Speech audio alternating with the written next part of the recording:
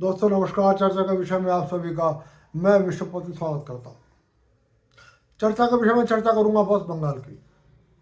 हालांकि ये वीडियो आप 30 तारीख को देख रहे हैं, लेकिन मैं जिस वक्त वीडियो रिकॉर्ड कर रहा हूँ ये लगभग 7:45 शाम को रात के हो रहे हैं और तारीख है 29। बंगाल में 2 चरणों का चुनाव हो चुका है। दूसरे चरण में भी आज विस्फोटक स्तर की वोटिंग हुई है और एक उम्मीद के विपरीत अच्छी खासी हिंसा भी हुई है। अब जब चुनाव संपन्न हो चुका है, पूरे देश के मन में एक बड़ा सवाल है और वो बड़ा सवाल यह है, क्या ममता बनर्जी सारी चुनौतियों को पार कर जाएंगे और चौथी बार जीत का परचम लहराकर पश्चिम बंगाल में अपनी सरकार बना लेंगे।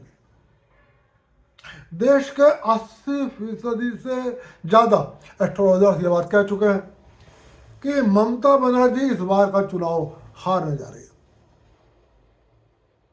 एस्ट्रो समीक्षा ने तो यहाँ तक कहा कि यह उनकी जिंदगी का आखिरी चुनाव है और वो इतनी बुरी तरह से हारेंगी, इस चुनाव में इतनी कमज़ोर हो जाएंगी कि अब चुनाव लड़ने की वो हिम्मत नहीं जुटा पाएंगे। और सिर्फ एस्ट्रोलॉजर्स नहीं, लगभग एग्जिट पोल्स भी, जो प्रमुख एग्जिट पोल करने वाली संस्थाएं हैं, उनके एग्जिट पोल्स भी आ चुके हैं और उनका भी निष्कर्ष ये है फिलहाल कि ममता बनर्जी चुनाव नहीं जीतेंगे।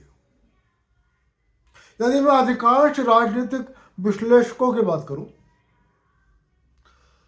तो लगभग सभी का ये मानना है कि ममता बनर्जी चुनाव नहीं जीतेंगी। मैं अभी एक टीवी चैनल पर एक ऐसे पत्रकार को सुन रहा था जो आज दोपहर तक ममता बनर्जी के लिए लड़ने मरने को तैयार थे न्यूज चैनल पर। और मैं लगभग पिछले काफी दिन से रोजाना उनको किसी ना किसी चैनल पर बात करते हुए देखता हूँ। पूरी तरीके से मोदी विरोधी है, पूरी तरीके से भाजपा विरोधी है।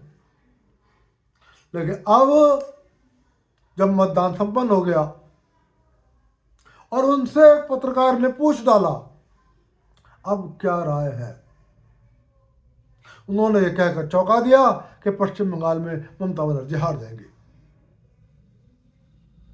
मैं यदि बहुत सारे यूट्यूबर्स के गिरोह की बात करूं, मैंने गिरोह शब्द का इस्तेमाल इसलिए किया है कि ये कांग्रेस पार्टी के द्वारा फंडेड यूट्यूबर्स हैं।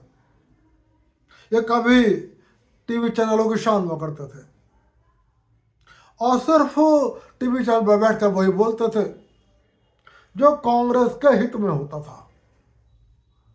सरकार बदली, समय बदला, सोशल मीडिया का दौर आया, टीवी चैनलों पर बैठकर सच बोलना किसी हद तक मजबूरी बन गई। तब इन सब को टीवी चैनलों से विदाई लेनी पड़ गई। ये गिरोह भी परेशान है। और क्यों परेशान है? परेशान इसलिए है कि शायद ममता बनर्जी चुनाव हार जाएंगी। यदि मैं राजनीतिक दलों की बात करूं तो ममता बनर्जी की जीत को निश्चित करने के लिए असदुद्दीन ओवैसी ने बहुत पहले मैदान छोड़ दिया था। उनके ऊपर all India Muslim personal law board सहित देश के तमाम मुस्लिम इस्लामिक संस्थाओं का दबाव था कि आपके बंगाल में चुनाव लड़ने से भाजपा को फायदा होगा, इस्लामिक ताकतों को नुकसान हो सकता है, इसलिए भाजपा को रोकने के लिए आप मैदान छोड़ दीजिए। नतीजा ये था कि चुनाव से पहले दुनिया भर की बातें करने वाले असदुद्दीन ओवैसी चुनाव से बाहर हो गए और बंगाल के मुस्लिम मतदाता भी पूरी तरीके से ममता बनर्जी के पक्ष में एकजुट हो गए। यदि मैं हुमायूं कदूर की बात करूं, मैंने आपसे बहुत पहले ये बात कह दी थी, अब से साल भर पहले जब हुमायूं कदीर ने बाबरी मस्जिद का बम फोड़ा था कि ये पश्चिम बंगाल में ममता बनर्जी के एसेट है और ये ममता बनर्जी के कहने पर सारा खेल खेल रहा है। और आखिरकार वो हुआ, उन्होंने अपना खेल खेला। लेकिन कुल मिला के कहने का मतलब यह है कि बंगाल में मुस्लिम वोट पूरी तरीके से ममता बनर्जी के पक्ष में खड़ा हो गया। ये जो सारे पत्रकार हैं, जो सारे राजनीतिक विश्लेषक हैं, जो तमाम ये यूट्यूबर्स हैं, एक फैक्टर जिसकी वजह से ये ममता बनर्जी की हार मानना है, वो है पश्चिम बंगाल में महिलाओं की एकता। और ये महिलाओं की जो एकता हुई है, महिलाएं जो एकजुट हुई हैं, इसने धर्म की दीवारों को तोड़ दिया है। और स्थिति यह है, हिंदू महिलाएं ही नहीं, मुस्लिम महिलाएं भी ममता बनर्जी के खिलाफ वोट देते हुए दिखाई देती हैं। फिलहाल पश्चिम बंगाल के जो वीडियो देखने में आ रहे हैं, उनसे ऐसा ही लगता है। लेकिन सवाल एक बहुत बड़ा है कि जब सब कह रहे हैं, तब भी ये डर क्यों है कि क्या ममता बनर्जी सारे एस्ट्रोलॉजर्स को मात दे देंगी? क्या ममता बनर्जी सारे ओपिनियन पोल्स को फेल कर देंगी? क्या ममता बनर्जी सारे राजनीतिक विश्लेषकों को मात दे देंगी?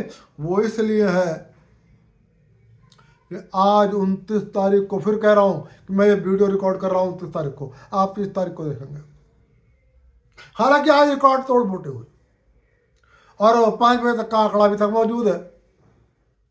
89.99% ओवरऑल वेस्ट बंगाल में पोलिंग हुई है, जबकि 2-3 जिलों में 92.66 और 93 पॉइंट समथिंग वोटिंग हो चुकी है। इसका मतलब है जब फाइनल आंकड़ा आएगा, फाइनल डाटा आएगा, तो पूरे पश्चिम बंगाल का वोट तो एबव 90% जाएगा ही जाएगा। कुछ जिलों में ये वोटिंग 95% या 95% की को भी क्रॉस कर सकता है। लेकिन मेरा डर कहां पर है? मैं क्यों अब इस बात को कह रहा हूं कि क्या ममता बनर्जी सबको विफल साबित कर देंगी, सबको फेल कर देंगी? दोस्तों, आज पश्चिम बंगाल के चुनाव के लिए 2 लाख सेंट्रल फोर्स तैनात थी। 2 लाख कम फोर्स नहीं होती। भारत के गृह मंत्री अमित शाह, ताकि पश्चिम बंगाल के मतदान के दौरान कानून का पालन हो, हर मतदाता स्वतंत्र रूप से अपनी मर्जी से वोट डाल सके, पिछले 12 दिन से पश्चिम बंगाल में कैंप कर रहा है।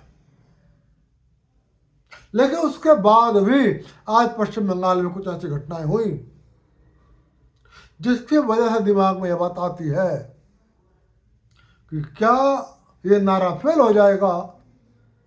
4 मई ममता गई, चुप्पो-चाप ममता साहब। आपको याद होगा 2-3 दिन पहले का एक वीडियो, एक विधानसभा क्षेत्र का उम्मीदवार जहांगीर शेख,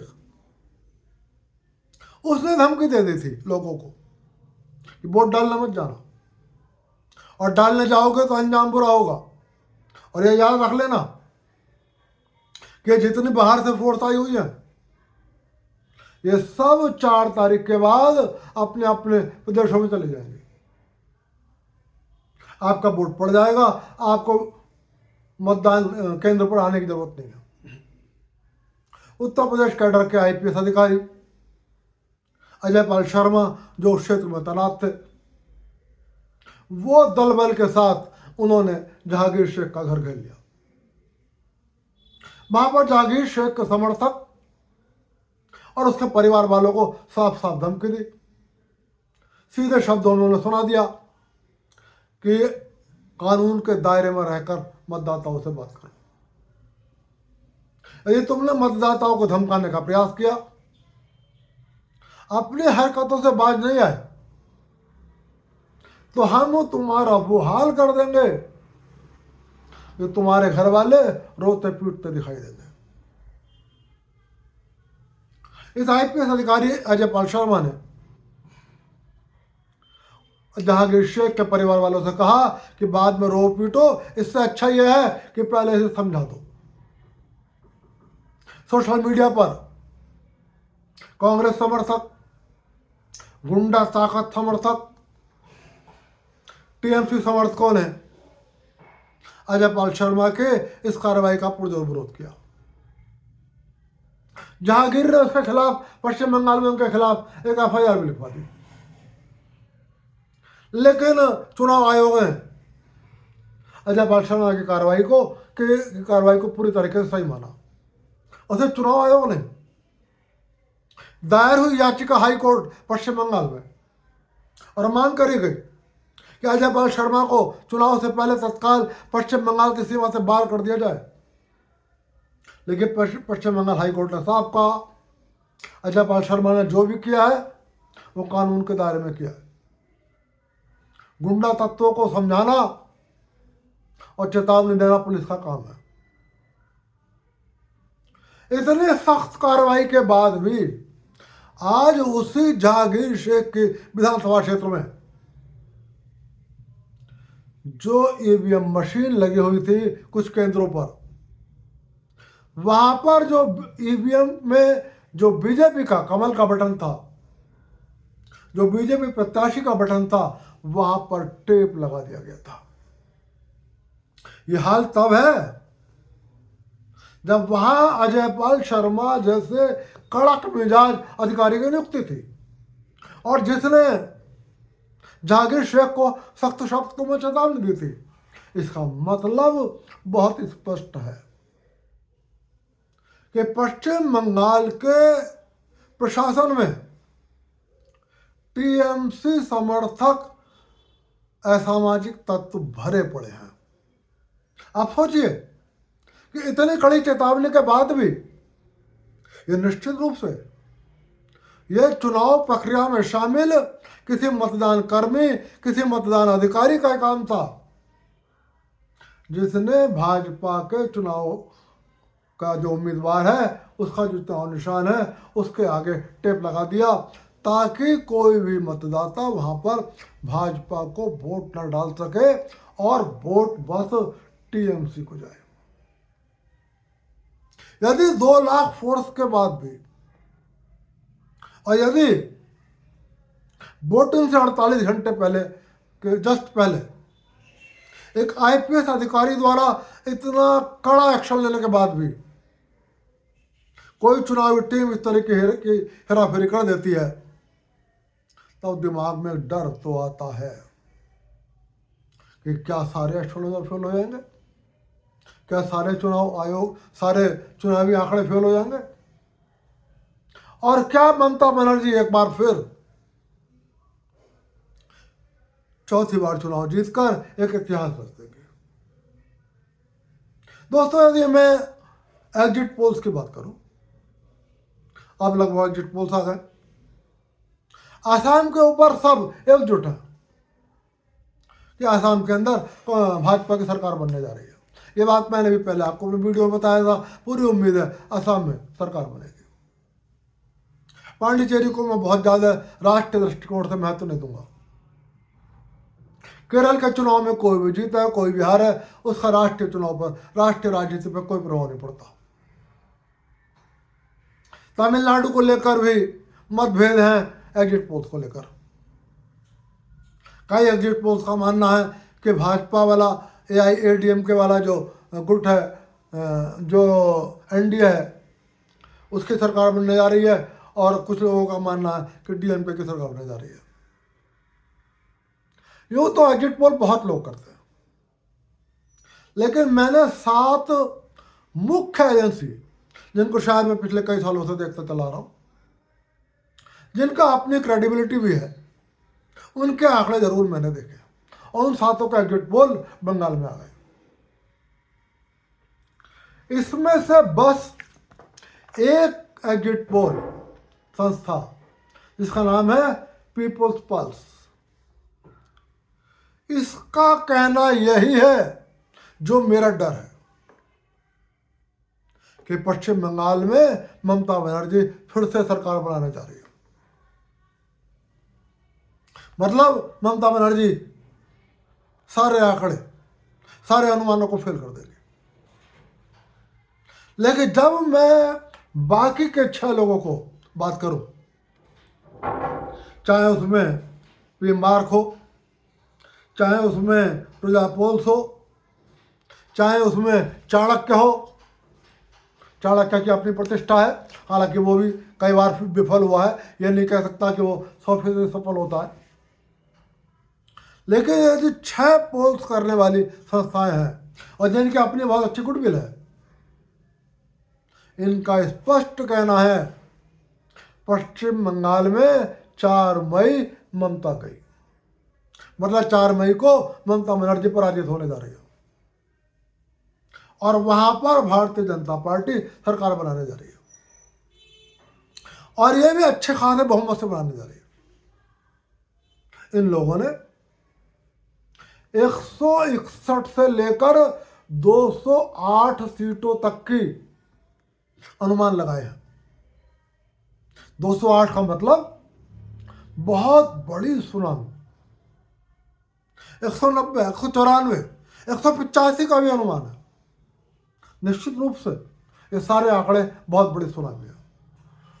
तो एग्जिट पोल्स की यदि मैं बात करूं तो यूं तो बहुत सारे लोगों ने एग्जिट पोल किया है, लेकिन 7 में से पीपल्स पोल ये कह रहा है कि ना, पश्चिम बंगाल में मतदाता नहीं जीतेगा, पश्चिम बंगाल में ममता बनर्जी की गुंडागर्दी जीतेगी। और ऐसा हो भी सकता है, और ये खासतौर से मैं आज की घटना के आधार पर कह रहा हूं कि इतनी बड़ी कार्रवाई के बाद भी ईवीएम के में भाजपा के निशान के आगे टेप लगा दिया जाता है। लेकिन फिलहाल 7 संस्थाएं कह रही हैं ये इक्का दुक्का घटना हो सकती है। इनका कहना है कि पश्चिम बंगाल में चाहे वो लड़की हो, चाहे वो 18 साल की लड़की हो और चाहे वो 90 साल की बुजुर्ग महिला हो, उनका कहना है परिवर्तन चाहिए। महिला तो मैंने कोई एक भी ऐसी सुनी ही नहीं जो ये कहे कि ममता दीदी चाहिए। एक पुरुष ने कहा कि मैंने वाम मोर्चा का भी शासन देखा है, बहुत बुजुर्ग थे। उन्होंने कहा मैंने कांग्रेस का भी शासन देखा है और मैंने ममता का भी शासन देख लिया है। उन्होंने कहा मैं जिंदगी के आखिरी सांसें गिनना, पता नहीं किस दिन मेरी आंखें बंद हो जाए, बस एक इच्छा है कि आंखें बंद होने से पहले पश्चिम बंगाल में भाजपा का शासन देख लूं। बहुत बड़ी बात है। आज युवाओं को भी सुना, बहुत सारे प्रौढ़ लोगों को भी सुना। ऐसा नहीं है कि सब भाजपा के पक्ष में बोल रहे थे, लेकिन खास तौर से जो दलित तबका है, आदिवासी तबका है, ओबीसी तबका है, ये एकजुट भाषा में कह रहा है कि भाजपा चाहिए, परिवर्तन चाहिए, ममता को वोट नहीं मिलेगा। हाँ, भद्र लोग जिसे हम कहते हैं, उस भद्र लोक में कुछ मतभेद है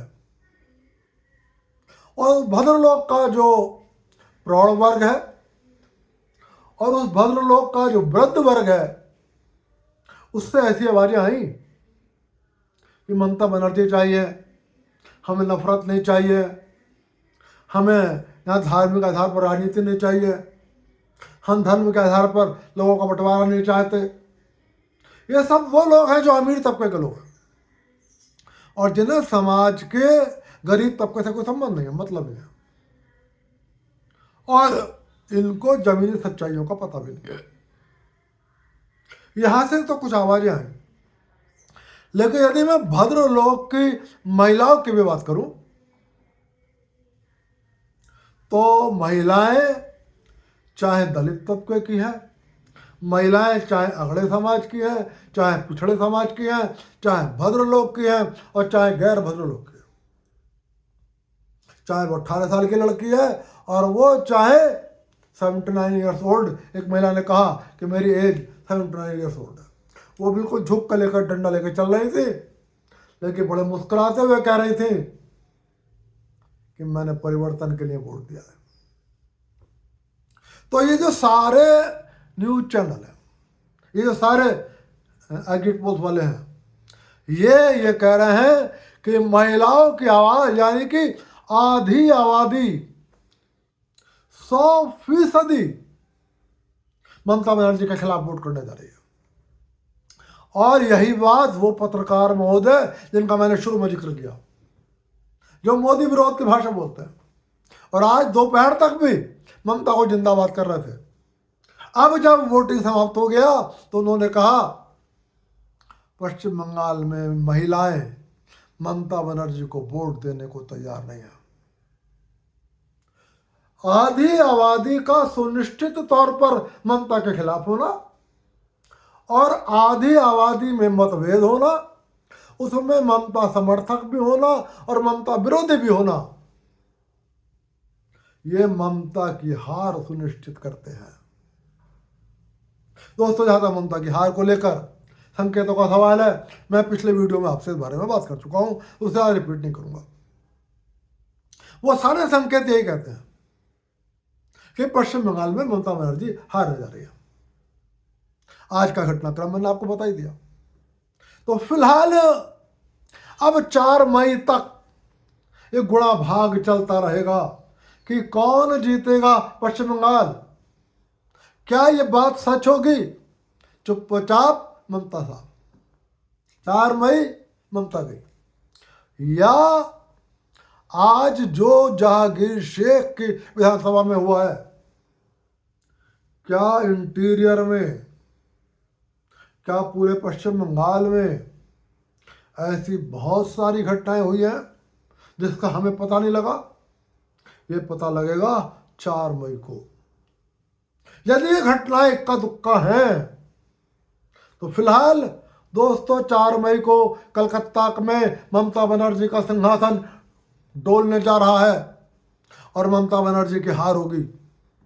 लेकिन आज जो जहांगीर शेख की विधानसभा में हुआ है, यदि ये पूरे पश्चिम बंगाल में हुआ है तो परिणाम कुछ भी हो सकता है। चर्चा के विषय में चर्चा यहीं तक समाप्त करने से पहले आपको एक खुशखबरी दूंगा। 25 अप्रैल 2026 एक बेहद महत्वपूर्ण दिन था और आप सबके लिए गौरवान्वित महसूस करने वाला दिन था। उसका कारण था कि हमने आज़ादी के बाद से पहली बार एक ही दिन में इतनी ज़्यादा मैक्सिमम बिजली कंज्यूम करी। कितनी बिजली कंज्यूम करी? 256 गीगावाट। हमने 25 अप्रैल से पहले कभी भी एक ही दिन में एक ही समय में 256 गीगावाट बिजली इस्तेमाल नहीं करी। लेकिन बिजली इस्तेमाल करना ही गौरव की बात नहीं है। गौरव की बात यह है कि हम इतना बिजली प्रोडक्शन कर रहे थे कि खर्चा 256 गीगावाट आने पर भी देश में कहीं पर भी बिजली की शॉर्टेज पैदा नहीं हुई।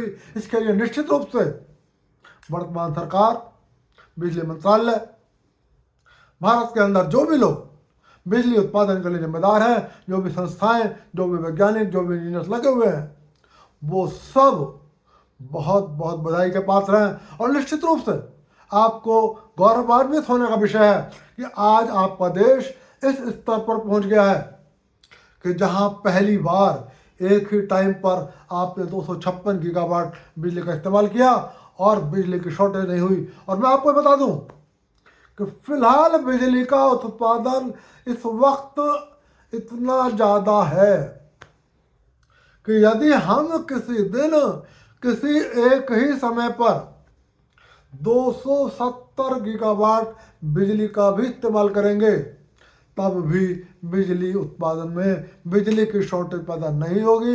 ये बहुत खुशी की बात है, सरकार को मेरी बधाई। दोस्तों, चर्चा का विषय में आज की चर्चा यहीं तक। चलते चलते आपसे अनुरोध कर रहा हूँ, वीडियो पसंद आए लाइक कर देना, चैनल को सब्सक्राइब कर देना। आप सभी को विश्वपति का नमस्कार।